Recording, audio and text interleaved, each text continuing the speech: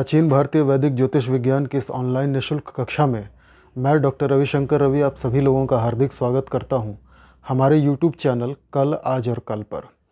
मित्रों, जन्म कुंडली में बनने वाले राजयोगों और दोषों की श्रृंखला को आगे बढ़ाते हुए आज हम बात करने जा रहे हैं जन्म पत्रिका में बनने वाले मातृदोष की।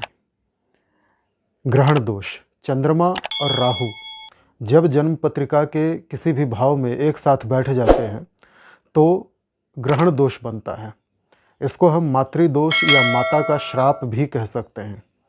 चंद्रमा स्त्री ग्रह है, माता को रिप्रेजेंट करता है, माता का प्रतिनिधित्व करता है आपकी जन्म पत्रिका में। माँ की माँ अर्थात नानी, नानी की माँ आपकी परनानी, प्रमातामही, मातामही और माता। आपके वंश में जितनी पूर्वज महिलाएं माँ की ओर से हुई हैं उन सब को चंद्रमा दिखाता है। और राहु क्या दिखाता है? दोस्तों, राहु को गहराई से समझिए। राहु एक बड़ा मिस्टीरियस प्लैनेट है।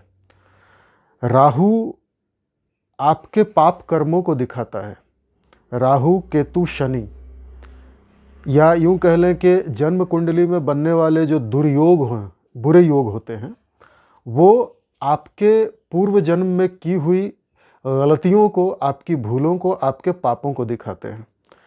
जब कोई राजयोग बनता है हमारी कुंडली में तो वह पूर्व जन्म में जो हमने पुण्य कर्म किए हैं, जो सत्कर्म किए हैं, उनका प्रतिफल होता है, उनका रिजल्ट, अच्छा रिजल्ट हमें देने के लिए राजयोग बनता है। उसी प्रकार से जब कोई बुरा योग बनता है या कोई दोष बनता है तो जो हमने भूलें की हैं अपने पूर्व जन्म में, जो गलतियाँ की हैं, उनका दंड देने के लिए उस बुरे योग का निर्माण हमारी जन्म पत्रिका में होता है। राहु, केतु, शनि अक्सर हमारे पूर्व जन्म के किए गए दुष्कर्मों का दंड देने के लिए ही हमारी जन्म पत्रिका में क्रूर हो जाते हैं, वक्री हो जाते हैं, या फिर सूर्य या चंद्रमा के साथ बैठ करके उनको ग्रहण लगा देते हैं, जिससे हमारे मन, हमारी आत्मा और हमारे शरीर पर दुष्प्रभाव पड़ता है। राहु एक ऐसा ग्रह है जो जिस ग्रह के साथ बैठता है उस ग्रह से संबंधित भूलों का दंड देता है आपको। जैसे अपने पिछले वीडियो में मैंने आपको चांडाल दोष के बारे में बताया था। चांडाल दोष में बृहस्पति के साथ राहु विराजमान होता है। इसका अर्थ क्या है? पूर्व जन्म में आपने अपने ज्ञान का सही प्रयोग नहीं किया। बृहस्पति क्या है? देवताओं के गुरु। बृहस्पति आपके गुरुओं को दिखाता है। बृहस्पति है ज्ञान, आपके ज्ञान को या आपने गुरुओं से जो ज्ञान प्राप्त किया है उसको दिखाता है। बृहस्पति है धर्म, परोपकार, शिक्षा का दान, अपने से बड़े बड़े भाई हों या गुरु समान कोई बड़ा व्यक्ति हो, ये सब बृहस्पति हैं। अब किसी की जन्म कुंडली में यदि बृहस्पति के साथ राहु विराजमान हो जाए, राहु जो कि राक्षसों का राजा है, जो सांप का मुंह है, कटा हुआ सिर है, धूर्तता, पाखंड, 420, फ्रॉड, जालसाजी, बेईमानी, धोखा, छल, कपट, झूठ, ये सारी चीज़ें हैं राहु। अब आप सोचिए कि एक तरफ ज्ञान का ग्रह, दूसरी तरफ छल, कपट, धूर्तता, पाखंड का ग्रह, जब ये दोनों एक साथ आते हैं तो इसका ये परिणाम होता है, ये दिखाता है कि पूर्व जन्म में जिस व्यक्ति के, जिस जातक या जातिका की जन्म कुंडली में बृहस्पति और राहु एक साथ हों, चांडाल दोष बने, तो वो ये दर्शाता है कि अपने पूर्व जन्म में उस व्यक्ति ने, जातक या जातिका ने, या तो अपने गुरुओं का अनादर किया है, अपने गुरुजनों का, बड़े, अपने से बड़े गुरु समान व्यक्तियों का सम्मान नहीं किया, उनका बराबर अपमान किया, उनसे ज्ञान हासिल कर लिया, उनको गुरु दक्षिणा नहीं दी। ज्ञान हासिल करने के बाद अपनी बड़ाई मारने लगे कि ये सब कुछ तो मैंने खुद ही सीख लिया है, मुझे किसी ने नहीं सिखाया, मैं किसी का चेला नहीं रहा, मैंने खुद ही ज्ञान अर्जित किया है। या ज्ञान हासिल करने के बाद गुरु का अपमान किया, मतलब निकल गया, फिर गुरु को पहचाना भी नहीं। या अपने ज्ञान को लोगों में बांटा नहीं। यदि आप अपने ज्ञान पर सांप की तरह कुंडली मार के बैठ जाते हैं तो आपके जन्म कुंडली में अगले जन्मों में या तो काल सर्प दोष का निर्माण होगा। काल सर्प दोष की चर्चा हम आगे करेंगे। पंचम भाव से जब काल सर्प दोष बनता है तो कहीं ना कहीं ये इस बात को भी दिखाता है कि आप अपने ज्ञान पे सांप की तरह कुंडली मार के बैठ गए थे। आपने अपने ज्ञान को किसी के साथ बांटा नहीं, शेयर नहीं किया। बहुत से लोग होते हैं जिनके पास नॉलेज तो बहुत होती है, अलग अलग सब्जेक्ट्स की नॉलेज होती है, अलग अलग विषयों का ज्ञान होता है, लेकिन वो उस ज्ञान को अपने साथ ही लेके चले जाते हैं। वो दुनिया में उस ज्ञान को स्प्रेड नहीं करते। मतलब बृहस्पति जो ज्ञान का देवता है, ज्ञान का प्रतीक है, गुरुओं का प्रतीक है, उसका आपने अनादर किया। ये सारी चीज़ें करने से बृहस्पति का अनादर होता है, अपमान होता है। और तब अपने अगले जन्म में बृहस्पति के साथ राहु आ जाता है इस अनादर का दंड देने के लिए। तब क्या होगा, जिस व्यक्ति की कुंडली में चांडाल दोष बनता है, ग्रहण दोष पे अभी आऊँगा, पहले चांडाल दोष। जिस व्यक्ति की कुंडली में चांडाल दोष बनता है उसको समय पर अपनी सीखी हुई विद्या याद नहीं आती, स्मरण नहीं होती। जैसे कर्ण को उनके गुरु ऋषि परशुराम ने श्राप दे दिया था कि जो शस्त्र विद्या तुमने मुझसे प्राप्त की है, छल कपट करके, धोखा देके, झूठ बोल के, समय आने पर यह विद्या तुम्हें विस्मृत हो जाएगी, तुम भूल जाओगे, तुम किसी भी दिव्यास्त्र का आह्वान नहीं कर सकोगे, तुमको मंत्र याद नहीं होगा। जब तुम्हें सबसे अधिक मेरी सिखाई हुई विद्या की आवश्यकता होगी तब यह विद्या तुम्हारे किसी काम नहीं आएगी। यही हाल होता है चांडाल दोष वालों का। जो विद्या उसने अपने गुरुओं से छल कपट करके हासिल की है, झूठ बोल के हासिल की है, या गुरु के विद्या का, गुरु के ज्ञान का उचित सम्मान नहीं किया, समय पर उसके वो ज्ञान काम नहीं आता। तो जब भी बृहस्पति के साथ राहु बैठता है तो वो ये दिखाता है कि आपने अपने ज्ञान का सही प्रयोग नहीं किया।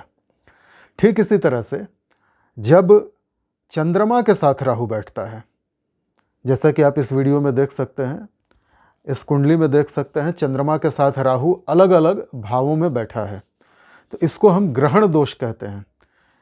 मैं अपने पिछले कई वीडियोज़ में आपको बता चुका हूँ कि चंद्रमा या सूर्य को राहु और केतु कैसे ग्रसते हैं, कैसे ग्रहण करते हैं, इसकी पौराणिक कथा क्या है।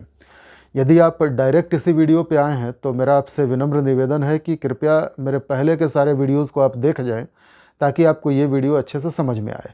और आगे बढ़ने से पहले एक सदाबहार निवेदन करना चाहूँगा कि यदि आपने अब तक हमारे चैनल को लाइक और सब्सक्राइब नहीं किया है, यदि आपने अब तक बेल आइकॉन के बटन को प्रेस नहीं किया है, ऑल का ऑप्शन नहीं दबाया है, तो कृपया अब दबा दीजिए। कृपया अब हमारे चैनल को लाइक और सब्सक्राइब कर दीजिए। यदि आपने अब तक हमारे चैनल को अपने social media accounts Facebook, Twitter, Instagram, Telegram, WhatsApp इत्यादि पर शेयर नहीं किया है तो कृपया अब कर दीजिए। और यदि आपने अब तक हमारे चैनल के बारे में अपने फ्रेंड सर्कल में, अपने दोस्तों, पड़ोसियों, रिश्तेदारों को नहीं बताया है तो कृपया अब बता दीजिए, ताकि वो लोग भी अपनी जन्म पत्रिका स्वयं पढ़ सकें और अपनी समस्याओं का निदान स्वयं कर सकें। चलिए ग्रहण दोष के बारे में जानते हैं।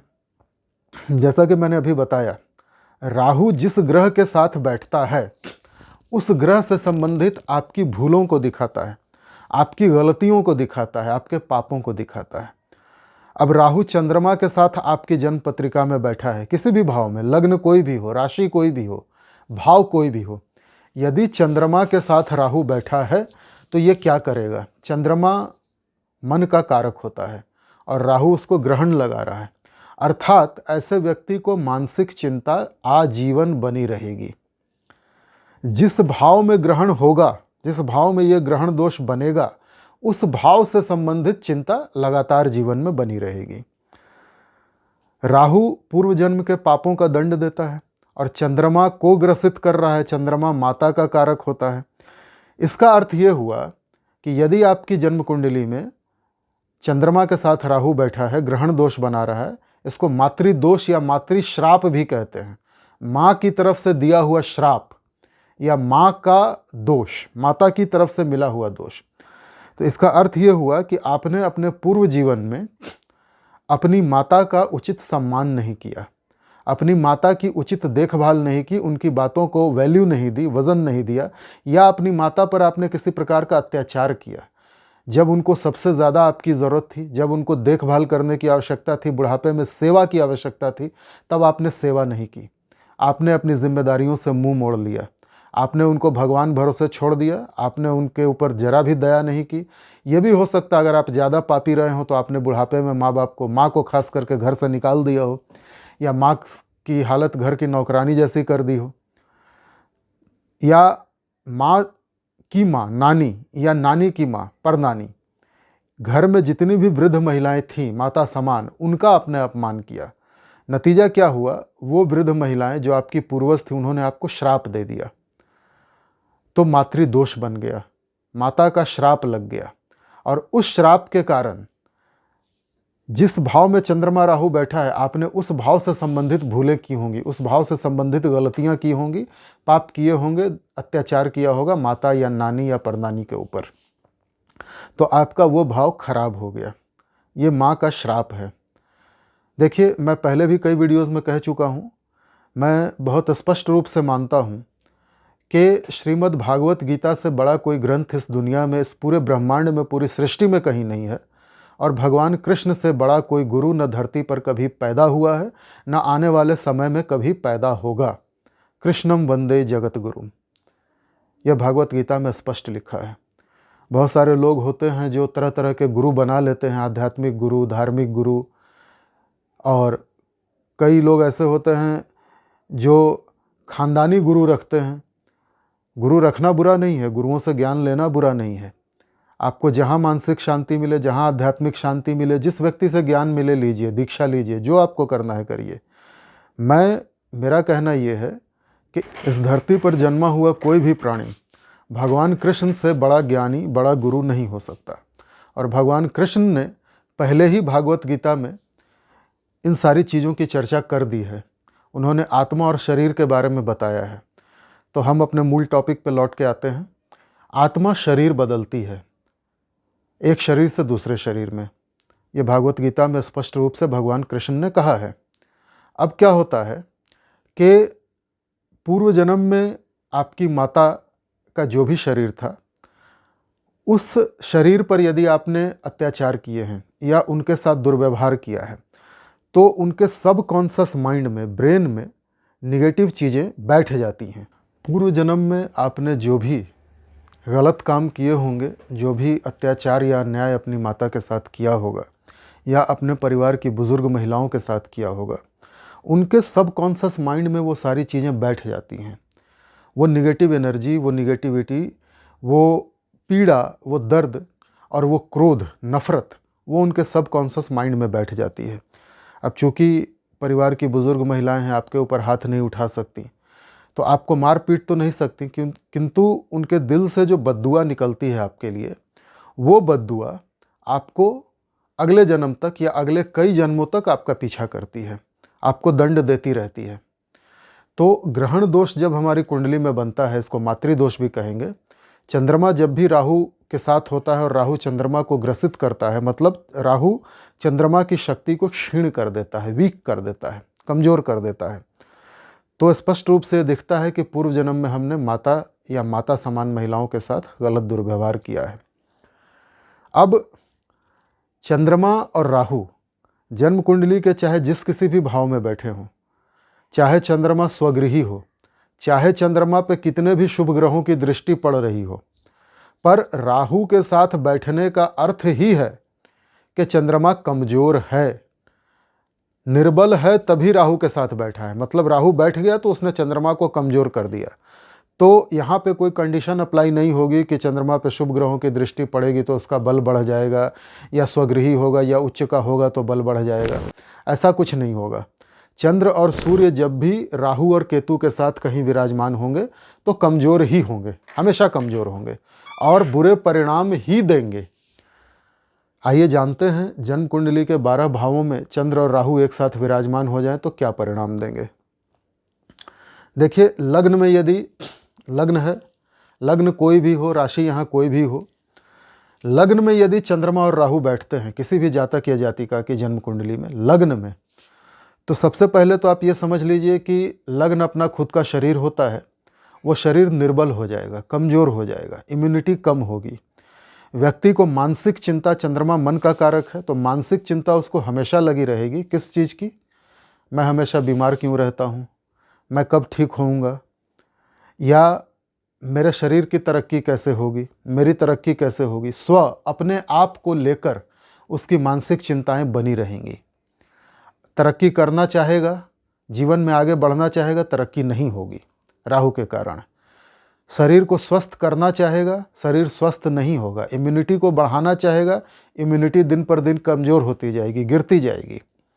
तो लग्न में बैठा हुआ चंद्र और राहु, लग्न में बना हुआ ग्रहण दोष, मातृदोष, मातृश्राप व्यक्ति को ये दिखाता है कि उसने अपने शरीर से अत्याचार किया है अपने परिवार की बुजुर्ग महिलाओं के ऊपर। कई लोग होते हैं ना, अपने घर की बुजुर्ग महिलाओं पर हाथ उठा देते हैं, माँ को मारते हैं, नानी को मारते हैं, धक्का दे देते हैं, बाल खींच देते हैं। तो ये सारे जो पापी लोग होते हैं, इनके लग्न में चंद्रमा और राहु विराजमान हो जाते हैं। माँ का श्राप है जो चंद्रमा को दिखाता है, राहु उसका दंड देने आया, चंद्रमा को कमज़ोर कर दिया। इस व्यक्ति को हमेशा अपने शरीर से जुड़ी हुई मानसिक चिंता लगी रहेगी, अपनी तरक्की, अपनी स्वास्थ्य की चिंता हमेशा बनी रहेगी। द्वितीय भाव पे आते हैं। अगर सेकंड हाउस में चंद्रमा और राहु विराजमान हो गए धन स्थान में, तो चंद्रमा और राहु क्या दिखाएंगे यहाँ?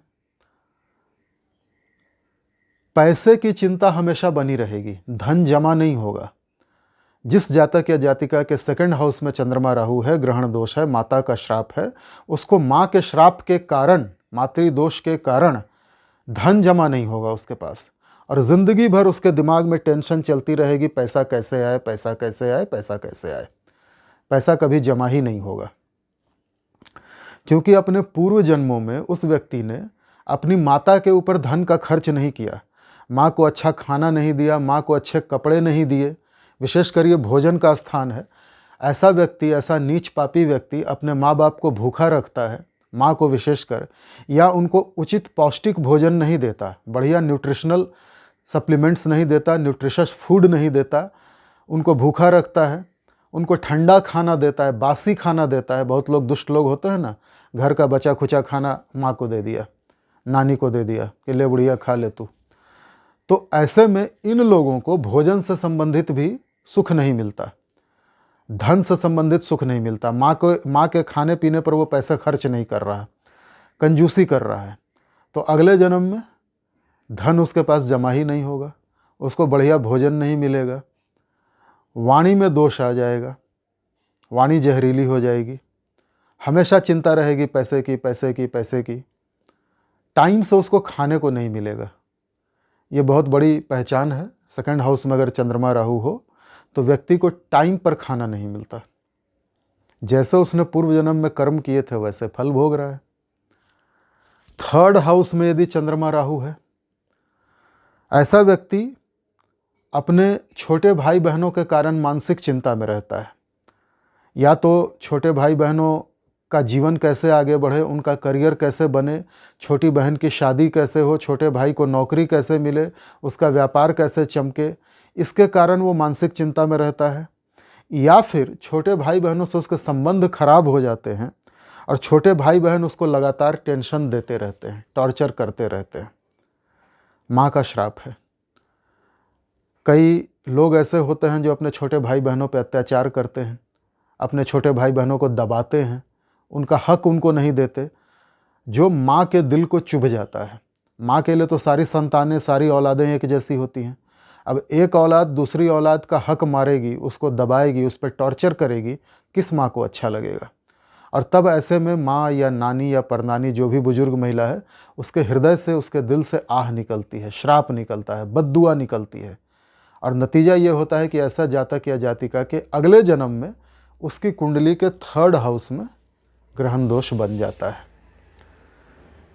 चतुर्थ में ग्रहण दोष बना हो सुख के भाव में, माता के स्थान में, तो ये पूरी तरह माता पे अत्याचार दिखाता है। ऐसे व्यक्ति ने, जातक या जातिका ने, पूर्व जन्म में अपनी माता को बुढ़ापे में घर से बाहर निकाल दिया, उसको सुख सुविधा के कोई साधन उपलब्ध नहीं करवाए। सब कुछ होते हुए भी माँ को ज़मीन पे सोना पड़ा, गाड़ी होते हुए भी माँ को पैदल चलना पड़ा। घर में एसी, टीवी, फ्रिज, गीजर सारा कुछ है, लेकिन माँ गर्मी में पसीने में लथपथ हो रही है, पंखा तक नसीब नहीं है। ठंड में माँ ठंड से कपकपा रही है, गर्म कपड़े उसको उपलब्ध नहीं कराए, दिया नहीं ऐसे नीच पापी व्यक्ति ने। इसलिए उसके सुख स्थान में ग्रहण लग गया।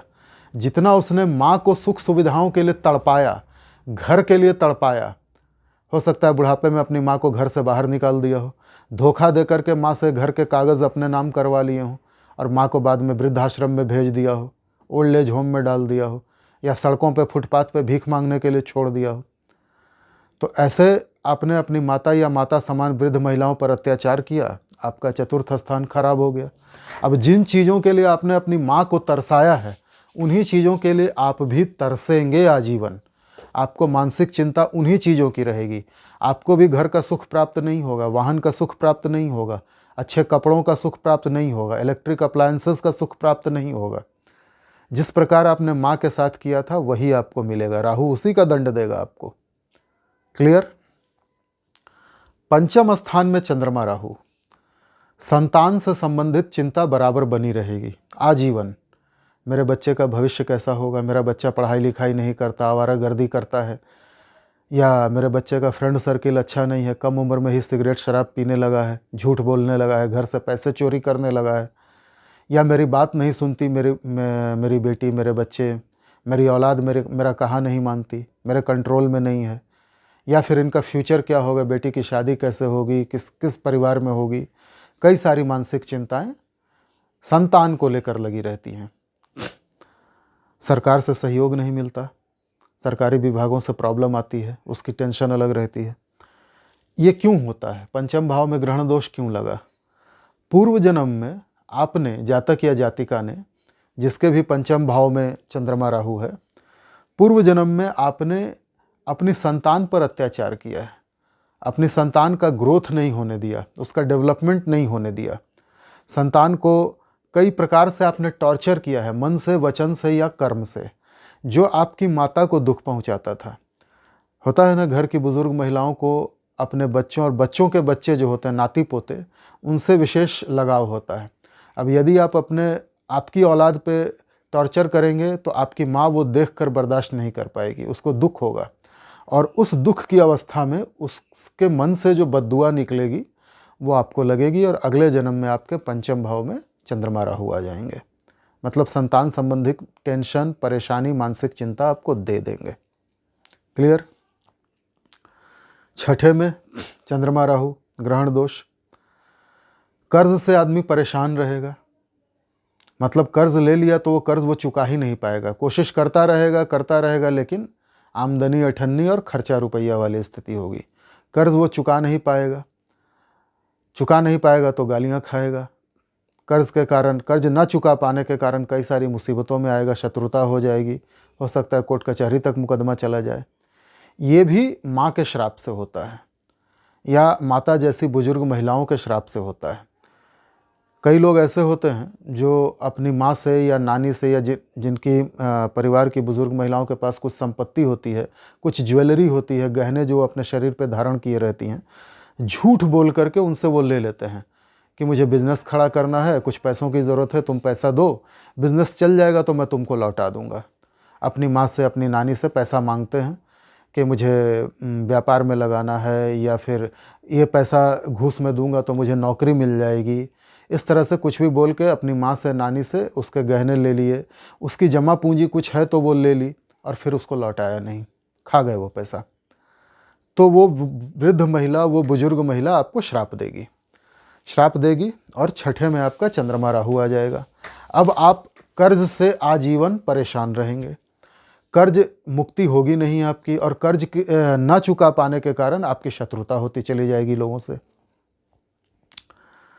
सप्तम में चंद्रमा राहु, आपने पूर्व जन्म में अपनी पत्नी पर या पति पर अत्याचार किया, अपने जीवन साथी पर अत्याचार किया, उसको मानसिक प्रताड़ना दी है, टेंशन दिया है। उसकी वजह से उसने जो बद्दुआ दिया आपको, जो श्राप दिया हृदय से, और बहू को आप सता रहे थे, हो सकता है सास बहू में संबंध बड़े अच्छे रहे हों, जब बहू पे आप टॉर्चर कर रहे थे, मतलब अपनी वाइफ पे आप टॉर्चर कर रहे थे, या आप यदि महिला थी पूर्व जन्म में और आपने अपने पति पर टॉर्चर किया, जो उसकी माँ को बहुत ख़राब लगा, बुरा लगा, तो उसने आपको श्राप दे दिया। नतीजा ये हुआ कि अगले जन्म में सप्तम स्थान में आपका चंद्रमा राहु आके बैठ गए, विवाहित जीवन पे ग्रहण लगा दिया, पति या पत्नी से आपको टॉर्चर मिलेगा, बराबर मानसिक चिंता लगी रहेगी पति या पत्नी के प्रति। डेली इनकम में कमी आएगी, समाज में इज्जत नहीं होगी, यात्राओं में तकलीफ़ें आएंगी। ये लक्षण होते हैं सप्तम के चंद्रमा राहु के। अष्टम स्थान पे आते हैं। अष्टम का चंद्रमा राहु क्या दिखाता है? पूर्व जन्म में आपने अपनी सास या माता के समान जो ससुराल पक्ष की महिलाएं थी उन पे अत्याचार किया। आपने अपनी सास को ठग करके पैसे ऐंठ लिए, डांट डपट के, डरा के, धमका के पैसे ले लिए या छीन लिए। सास का अपमान किया, सास समान महिलाओं का अपमान किया। अच्छा, चंद्रमा के साथ राहु बैठने का इंडिकेशन ये भी है कि चंद्र से जुड़ी हुई चीज़ों का आपने मिसयूज़ किया।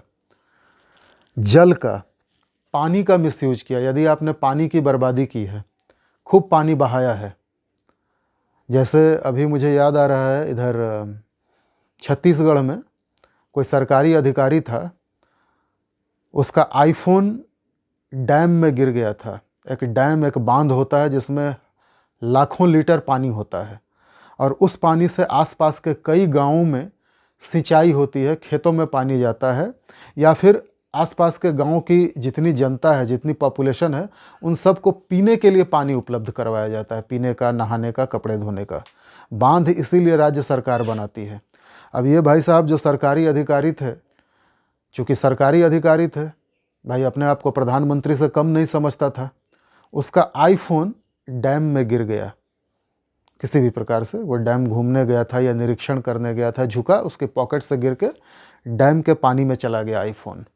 अब इस आदमी ने क्या किया, अपना वो आईफोन खोजने के लिए लाखों लीटर पानी बर्बाद करवा दिया।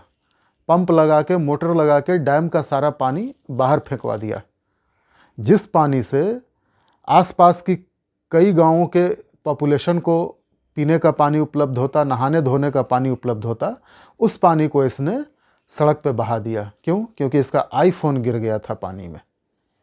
तो ये हुई जल की बर्बादी।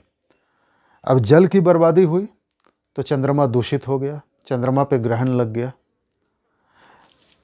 इसीलिए कभी भी आपके घर में कभी भी नल खुला हो तो आप उसको बंद कर दीजिए, नल खोल के मत छोड़िए।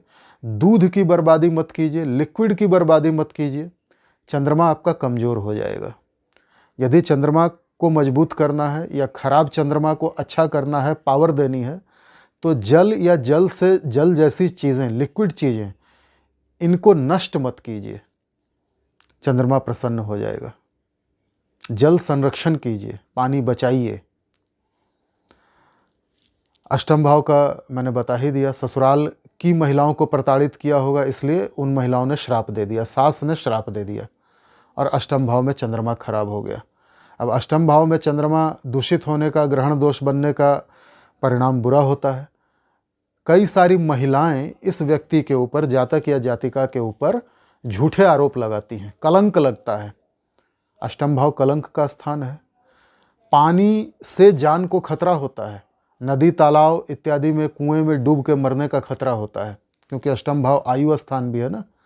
तो पानी के पास जाने से जीवन पे संकट आ सकता है। नवम भाव में चंद्रमा और राहु है। आपने किसी सन्यासीन महिला, जो आपसे उम्र में बड़ी थी, बुजुर्ग थी, सन्यासी महिला थी जिसने सन्यास धारण किया था, उस पर अत्याचार किया है। जैसे अभी कुछ दिनों पहले आपने देखा होगा, कई सारी साध्वियों पर कांग्रेस के राज में कई जगह अत्याचार हुए।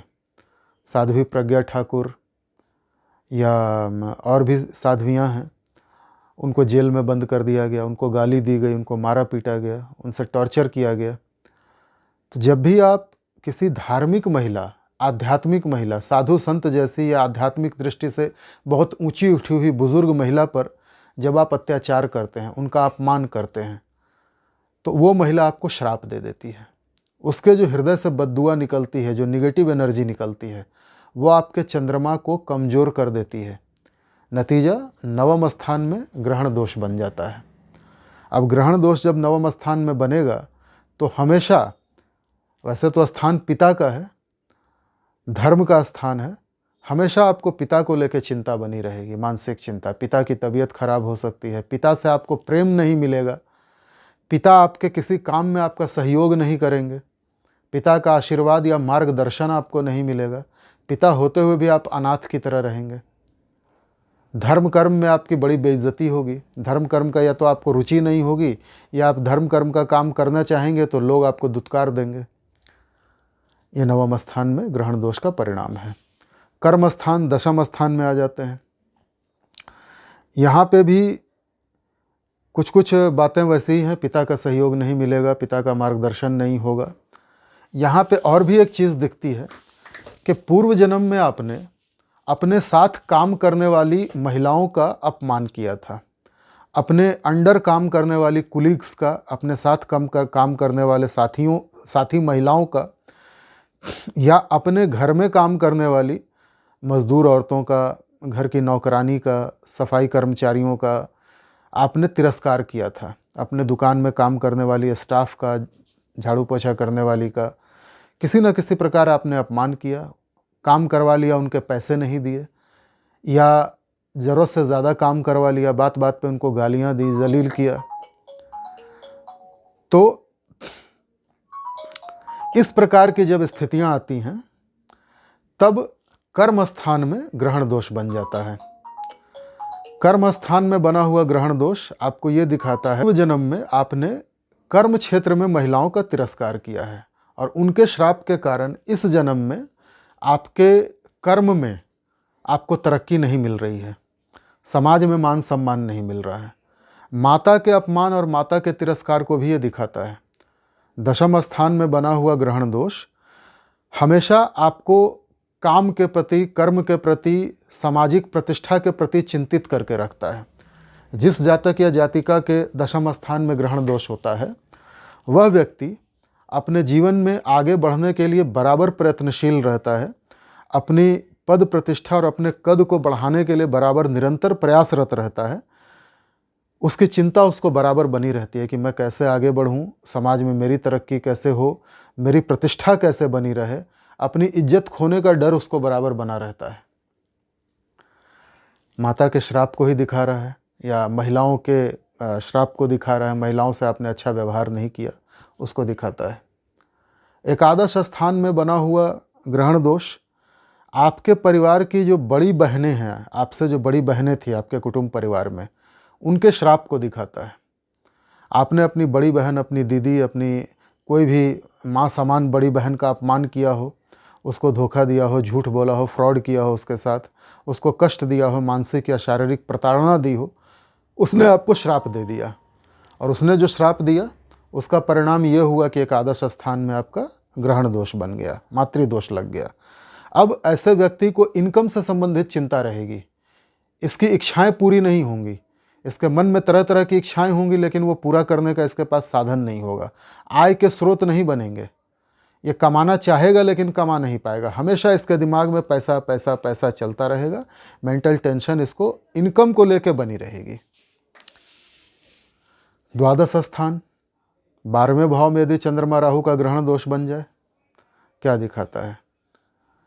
घर के बाहर, अपने नेटिव लैंड से बाहर दूसरे शहरों में आपने किसी महिला का अपमान किया है, या कुछ महिलाओं का अपमान किया है, अपने से उम्र में बड़ी महिलाओं का, उन पर अत्याचार किया है। किसी दूसरे शहर में आपने किसी महिला को ठग करके उससे पैसे ले लिए हों, उसके साथ कोई फ्रॉड किया हो, उस पर कोई जुल्म ढाया हो, उस महिला ने आपको श्राप दे दिया, बद्दुआ दे दी, और द्वादश स्थान में ग्रहण दोष बन गया।